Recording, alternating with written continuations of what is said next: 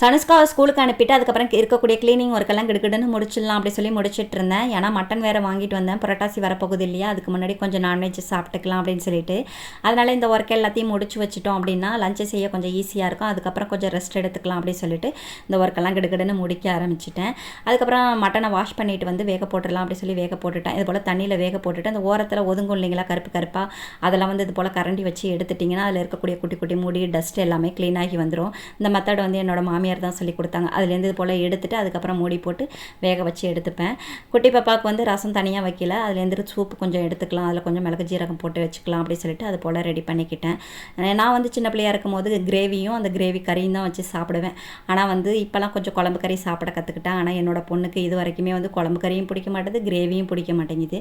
அதனால் அவளுக்கு வந்து கொஞ்சம் கோலா உருண்டை போட்டு எடுத்துக்கலாம் அப்படி சொல்லி போட்டு எடுத்துக்கிட்டேன். எல்லாத்தையும் வச்சு லாஸ்ட்டில் சாப்பிடும்போது சும்மா செம்மையாக இருந்துச்சு. சனுஷ்காவுக்கும் ரொம்ப பிடிச்சிருந்து.